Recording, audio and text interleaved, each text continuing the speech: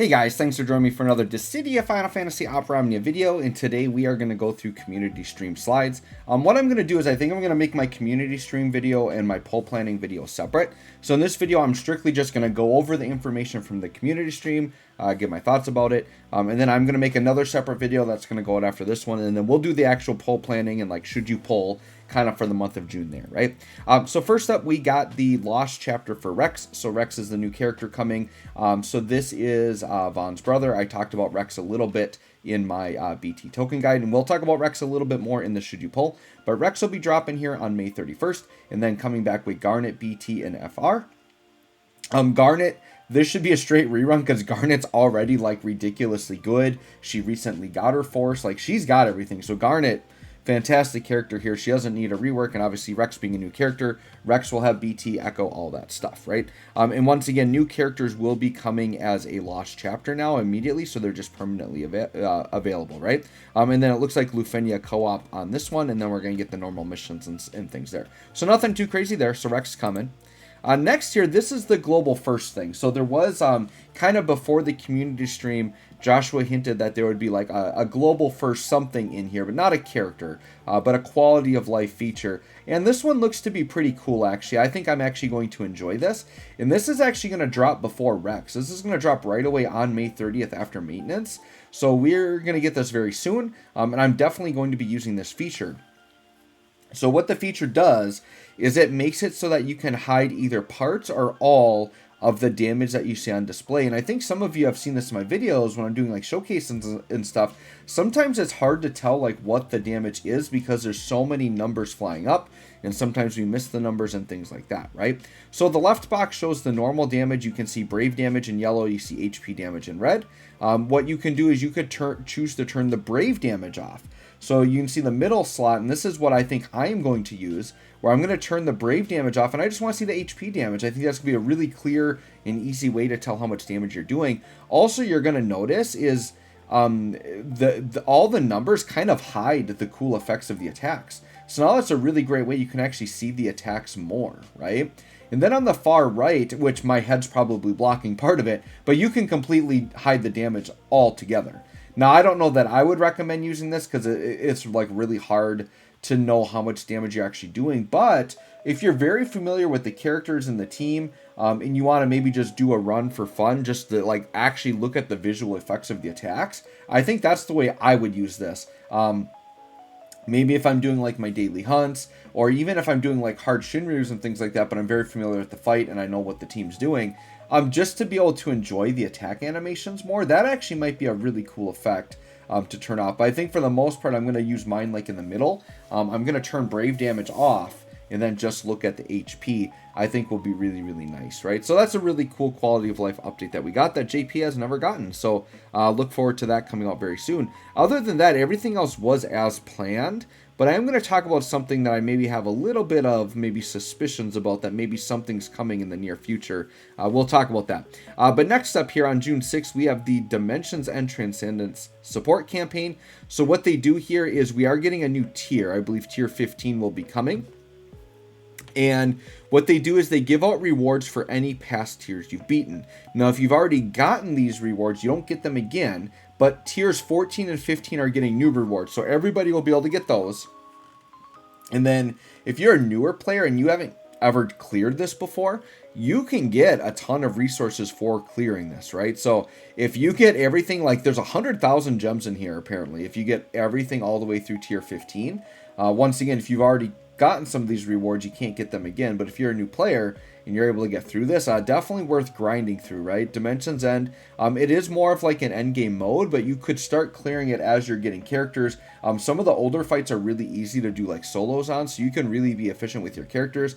I've actually gone recently through like the first 4 tiers and done like solo or dual clears just to open up other characters that I know are getting reworked soon that I want to open up for the later tiers. But Dimensions End, it's a very fun mode. It's really good to kind of test your box, test your characters, things like that. So definitely hop in and get those rewards if you can, or get as many as you can. We're going to get some more free multi-draws on the banners, which is really good. There's going to be a support campaign with some more premium Moogle Pass rewards. which will be like extra draw tickets. I'm sure there'll be extra skip tickets as well, things like that.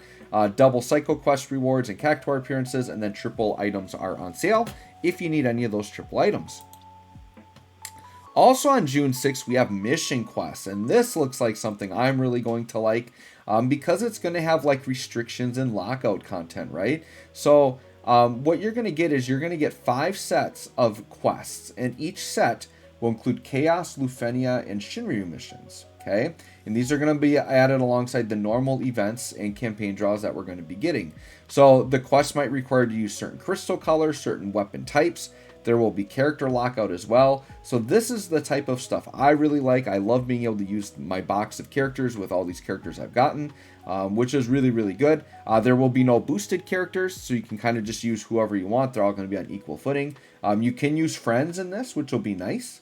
And then if you get perfect clears, you'll get some nice rewards, including skip tickets, 4 stones, and it looks like draw tickets. And these might be extra draw tickets beyond the normal rewards. We'll have to see how it pans out, but this could be a fun little pot of time where we get a lot of free multis and in these free multi tickets to be able to get G tokens to get characters really easily, because I'm going to tell you this right now, this month is pretty loaded for me personally. Like, there's a lot of stuff I'm interested in this month. So we'll talk about that when I do my poll planning video, which will drop shortly after this video. I'm going to do a little bit more research before I go into that one, but yeah, it's going to drop the same day as this video. And then, let me see, mission quest only, so the 2 mission quest only quests in campaign draws will be from June 8th to June 22nd, and then the second one will be June 19th to July 3rd. All right, and then with that, dude, I'm excited for this one. So June 6th, coming along with Dimensions End Tier 15 will be Rem. So Rem FRBT, who I am very excited for just because I'm a big Rem fan. Those daggers look pretty sick. The outfit looks really good, but I've already bought an outfit for Rem, so I'll have to decide if I want to dip into a third costume for Rem. I did it for Pinello. I don't know, we'll see. And I like Vaan's costume as well. I already have one Vaan alternate costume, but I do like that. And Vaan and Rem's costumes actually look very good next to each other.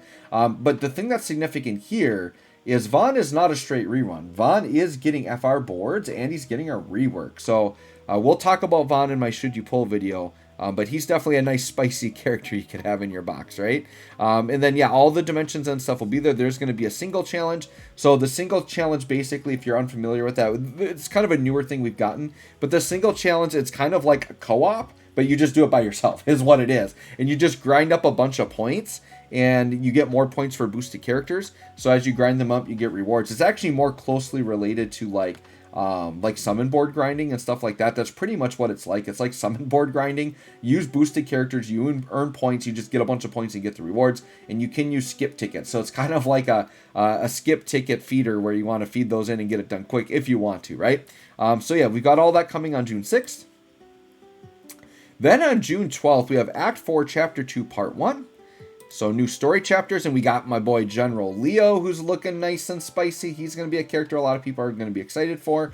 Then we have Charlotta coming back. Now this Charlotta is pretty much a straight rerun. Leo is getting a rework in FR board, but Charlotta is just, I don't think she's getting any updates here. So we'll keep that in mind as we go through. And then, yeah, just additional premium rewards, which are multi-draw tickets. Those premium rewards are for the Moogle Pass players only. Missions, co-op challenge, all that normal stuff coming here with General Leo. Then we got Act 4, Chapter 2, Part 2, which has got my girl Iris on it. I know a lot of people are excited for Iris. I'm pretty excited for Iris as well. And then we got Tifa, man. And what I'm telling you, dude, this month is loaded. There's some big-time characters here. I mean, Vaan, Tifa, Garnet, Iris, Rem, Leo, like, all these characters are crazy. These are some good characters. So you're going to have to choose wisely this month. Well, like I said, I'm going to do another video. I'll talk about the characters' kits a little bit, help give you an idea of who you might want to be pulling for this month. But I feel like there's a lot of good things coming here, a lot of fun things to pull for. So yeah, and then we'll have a single challenge with this as well. And then Tifa, this is a straight rerun, just like Garnet. Tifa doesn't need any rework. She very recently got her FR boards and all that. Tifa's fire right now. So yeah, Tifa, very good as a rerun character. No worries there. And then the last slide, and I'm getting kind of surprised at this point. We'll talk about why in a minute. But we've got Charlotta and, or not Charlotta, sorry, Shantotto and Ursula. So Shantotto FRBT and then Ursula BT, and then both of these characters getting reworks. and both of them getting FR boards. So really nice updates for these characters. For those that are interested, we have an intersecting wills here, limited time missions, token challenge with Lufenia co-op.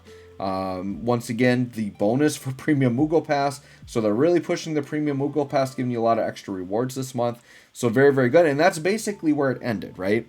Now, the part I want to touch on a little bit is why am I kind of like surprised a little bit at this, or why do I think Squex has something cooking? Well, when I look at the global timeline, which I just conveniently have here on my phone, or the global to JP timeline, so to speak, right? So for those of you that don't know, a lot of us YouTubers and people in the community, we have like forecasts, like we know what's coming based on the JP timeline, right? So in terms of this community stream, nothing was really unexpected. We got all the characters that we thought we were going to get, with obviously that little add-on of that global first, you know, where you can make the numbers go away, that quality of life thing. Sure, that's great. The part that gets kind of raises an eyebrow for me a little bit is we're getting really deep into the JP timeline. Like, we're ahead of schedule, according to this, like actually well ahead of schedule. When I look at the original, you know, forecast that we're looking at here, or, you know, and I talked about this in my BT token guide. I talked about, well, Iris might be first banner in July, maybe very end of June, but dude, they're like middle of June. And I didn't even do my BT token guide. I didn't even talk about Ursula and Charlotta because they weren't scheduled until mid-July. So I'm looking at this and it's like, dude, we're like 3 weeks ahead of schedule.